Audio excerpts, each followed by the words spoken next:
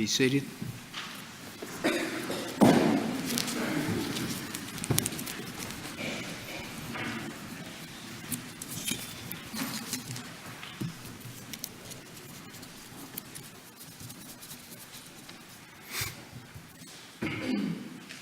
It was almost dark when the phone rang. Wallace, a young minister who had been at the church only a few months, didn't know many in the community yet, so he assumed it was someone from his parish who needed him. He quickly answered the phone. "Hello?" No response. "Hello?" Then the low voice came. "We are going to get you tonight. We are coming to get all of you." Then the caller hung up. Wallace was terrified. A little over 2 weeks ago, Kent and Mary Logan invited us to go with them to the Fine Arts Theater in Asheville to see some historical documentary interviews of ministers who had been involved in the work for racial justice in the 1950s and early 60s, most in Mississippi or Alabama. There have been over 50 interviews of ministers, and 12 of those have been worked into historical documentary. That evening we saw 4 of those. The story I mentioned earlier took place in Wadesboro, North Carolina in 1963. When Wallace got there, he discovered that the town was run by whites who were members of the Ku Klux Klan and the White Citizens Council. In spite of that, although it was his first church after graduating from Union Seminary in Richmond, he continued to preach the inclusion of all people following the teachings of Jesus. It was that kind of preaching that got him into trouble. On the night I mentioned, after putting down the phone, Wallace considered his options. He couldn't call the sheriff. The sheriff was a member of the Klan. He then told his wife to get the baby and for the 2 of them to go to the center of the house away from all windows and doors. He then made sure that all the windows and doors were locked and that all of the lights were turned out. Then he walked to a front window and, trying to keep himself hidden, peered out. Shortly afterward, a car drove up out front. It was dark outside now, but he could barely make out that 4 men got out of the car. He knew that there were 4 because of the lights of the cigarettes. They stood around the car for quite some time, and then finally they got back in and drove away. Wallace didn't know what he would have done had they driven toward the house. As he told the story in the documentary, he choked up several times and could hardly speak, even though the event had happened over 50 years ago. Wallace and his family were safe for that night, but they never felt safe in that community again. In spite of this dramatic and emotional trauma, he continued to preach the inclusive gospel as he thought Jesus taught it.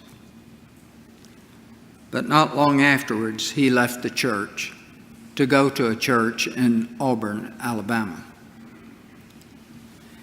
In our first lectionary reading this morning, we find Peter also encountering some strong criticism.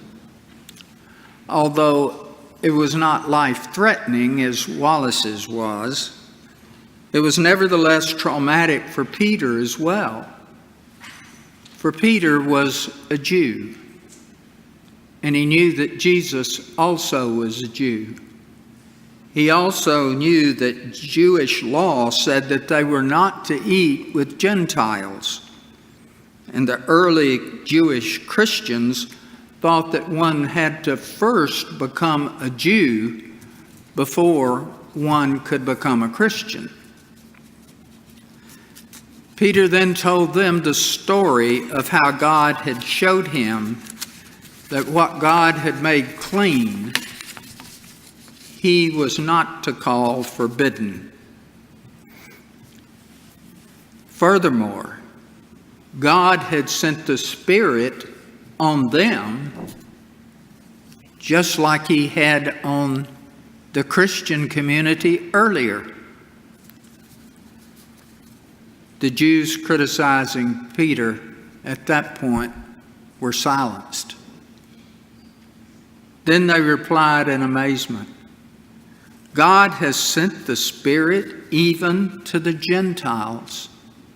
Notice the word even. Even to the Gentiles.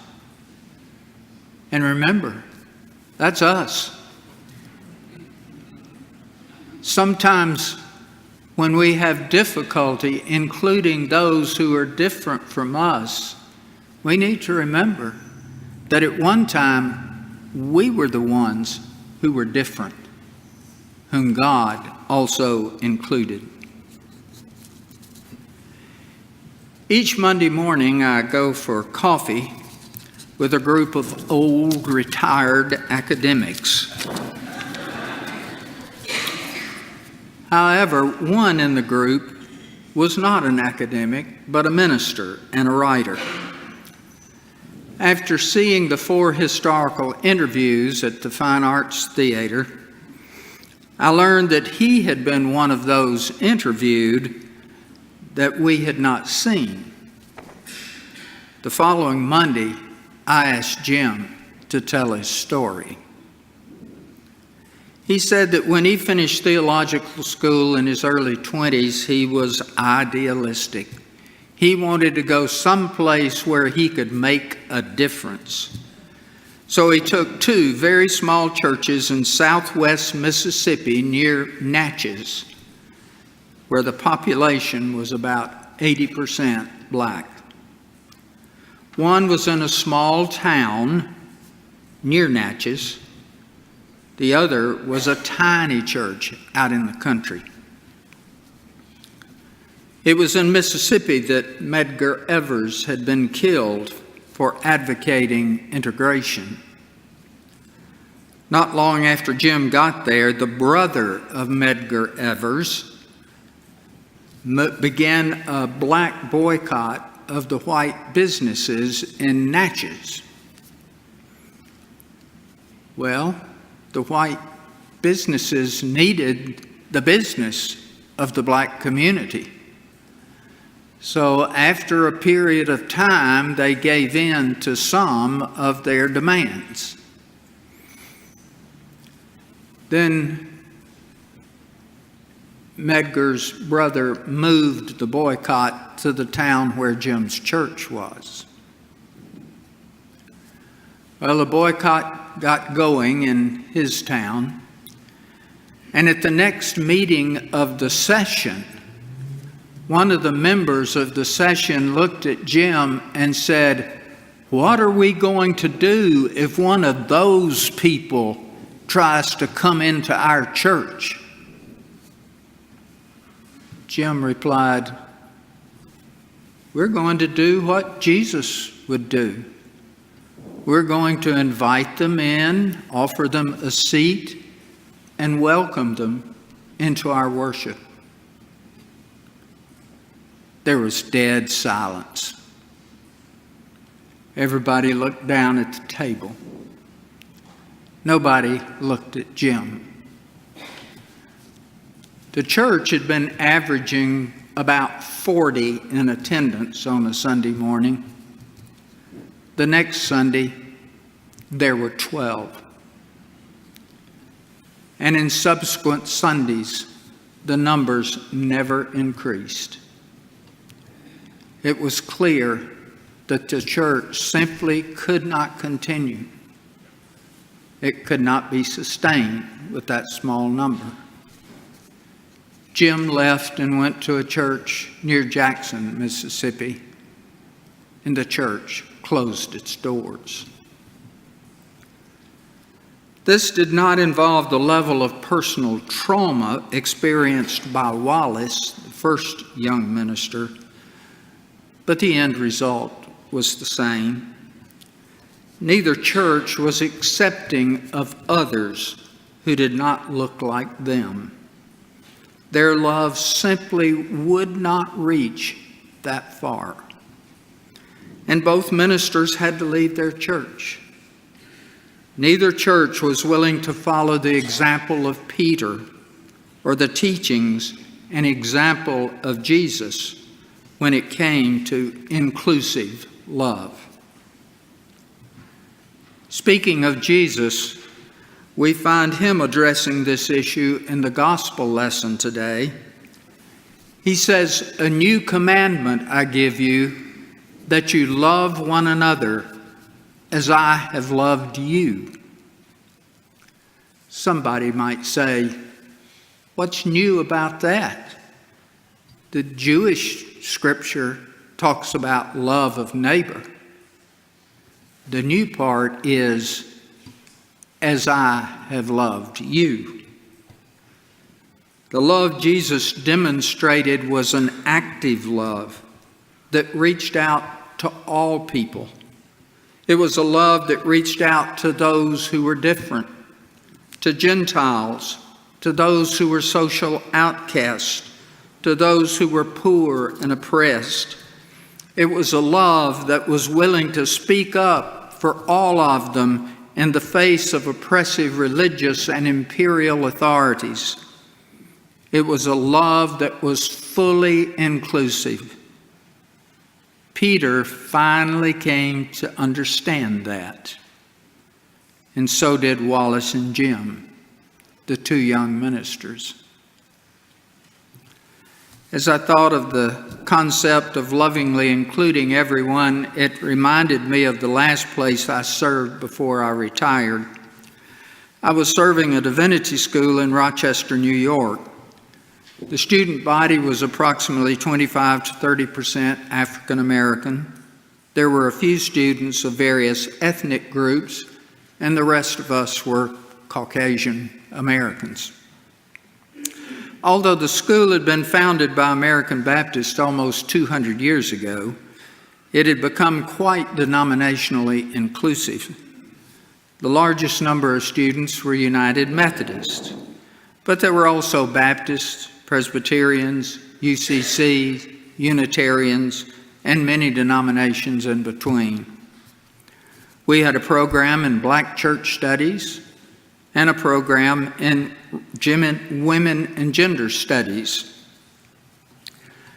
When I went there, I nominated the head of the Women and Gender Studies program, a Harvard PhD and fine scholar in gender studies, for the position of dean. The faculty elected her unanimously. We had both an Episcopal seminary and a Catholic seminary that rented space from us, and their students took classes with our students. One of the leading rabbis in Rochester taught a course in Judaism, and the imam at the main mosque in Rochester taught a course in Islam. In both cases, they stressed that the main purpose was to create understanding, to facilitate dialogue and cooperation. It was during my time there that 9/11 happened. As you might expect, afterward, the main mosque in Rochester was receiving hate mail and numerous threats, as were many Muslims in the community. We wrote a letter of support to the imam and sent a copy to the Rochester newspaper, which published it. The rabbi did also, as did the Catholic bishop of Rochester. A few weeks later, as things began to calm down and the police no longer had to provide significant increased security for the mosque, we received an invitation to dinner that the mosque was given to express their appreciation for all of those who had shown support for them during their time of difficulty. That night there was still significant police security, but it was a wonderful evening. The hall at the mosque was full with the Muslim community, members of the Jewish community with their rabbi, members of the Catholic community, members of various Protestant church communities, and of course, members of our divinity school community as well. Several of us had parts on the program, but the imam had invited the Catholic bishop of Rochester to give the main address. Now, Matthew Clark was one of the last of the Vatican II bishops. And that night, his address was typical of his deeply progressive Christian theology and action. He called on all of us to express the love of God, the God who was a God of inclusive love, and we all worshiped the one God, he said. And then he called on us to live out that inclusive love in our relationships with each other, in our relationships in the wider Rochester community. Ironically, 9/11 had brought us all closer together and made us realize that we needed to be supportive of each other as we expressed our God's inclusive love. Some of you probably have your own stories about trying to live out God's inclusive love. It's not always an easy task. Out in the front of our church is a sign at the end of the walk. I'm sure you've seen it. It expresses that inclusive love of God that Jesus taught and lived, and that Peter had to learn. As you probably know, Peter was a slow learner. As Peter says in the book of Acts, God had to show him 3 times that God had no partiality among persons. But eventually, Peter got it and came under serious criticism for trying to live out that message. Now, if you're as forgetful as I am, you may have forgotten what the sign out front says, so I'm going to read it to you. Love your neighbor who doesn't look like you, think like you, love like you, speak like you, pray like you, vote like you. Love your neighbor. No exceptions. It's one thing to read the sign. It's quite another thing to try to live its message day by day. The young ministers, Wallace and Jim, tried to lead their congregations to love their neighbors who didn't look like them. Unfortunately, they encountered significant resistance and paid a heavy price. In Rochester, we tried to love our neighbors who didn't look like us, think like us, speak like us, or pray like us. At times, we encountered serious opposition and difficulty. But in the end, the community was much richer because of it. Love your neighbor No exceptions. Jesus taught it and lived it. Peter slowly learned it and then lived it. Like Peter, with us also, may it be so. Amen.